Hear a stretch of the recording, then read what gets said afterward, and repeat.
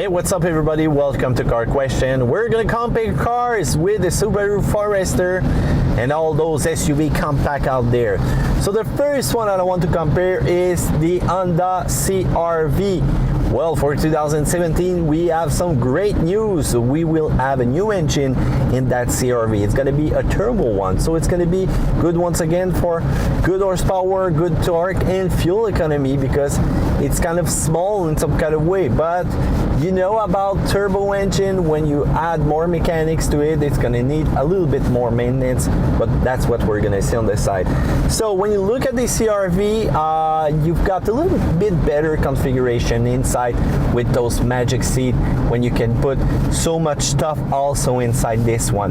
Where it lack might be that little off-road, you know, that little off-road edge that you get with the Forester, with that nice ground clearance down there, and also that good all-wheel drive system and the X mode that you can select to really enjoy more going out there with some fun and adventure. So it's really hard to compare, but we know that the CRV has been known to be really reliable over time, but it's two really good sport compact SUV that will keep their value over time. Other than that, we have the Toyota Rav4. Well, the Toyota Rav4 has an hybrid engine that you can choose from, which is kind of interesting if you want to save some fuel. And also with that hybrid engine, it's more powerful than the regular version. Other than that, you don't have any other choice of turbo engine, and you lack also that edge in off-road with that all-wheel drive transmission. We tested the all-wheel drive of the RAV4, so it's going to be much more forward and rear, and it's not going to be able to really lock the wheels that need to be stopped before making the others that need traction work. So once again, the interior is kind of spacious though. Resale value is at the top high. It's really a good choice, and I love the futuristic styling that you have when you look at that RAV4. Toyota is getting more and more interesting in their design, and that's a good thing.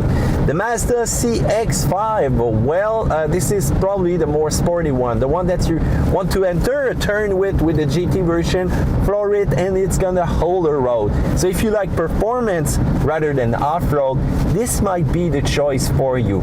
Other than that, you've got a nice interior with the Mazda. You got tons of features that really help you appreciate the car as from outside and inside. Those big wheels, all the leathers, the white leathers that you can have also inside. I really enjoy what Mazda is doing right now.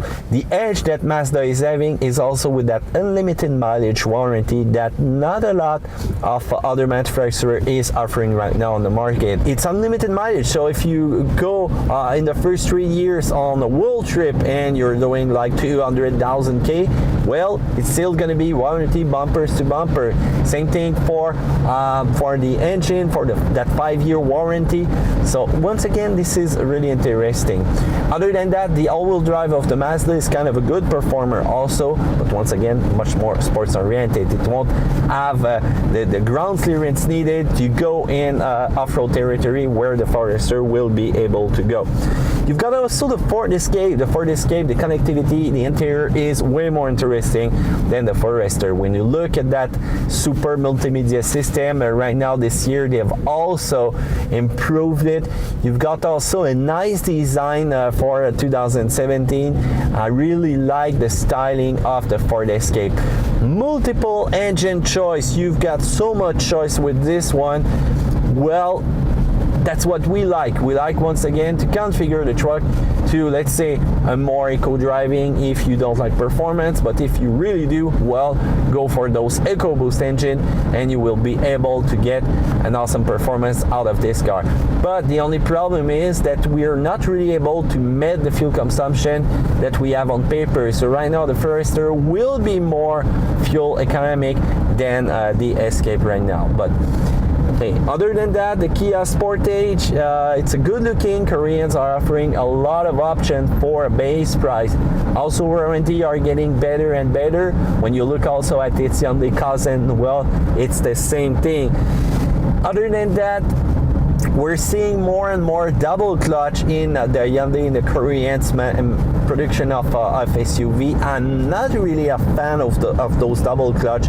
Once again, we're adding more and more mechanics, more complex mechanics in some kind of way, and it's not made to be sporty. Usually double clutch are used in a sporty performance styling of driving, but right now they're using much more for reactivity, for fuel, and it shows when you will be driving around. You don't get that smooth experience as the Subaru Forester is giving us right now with that CVT transmission.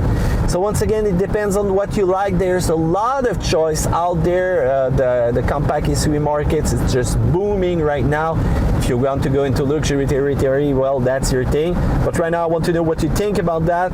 Feel free to comment in the section down there below.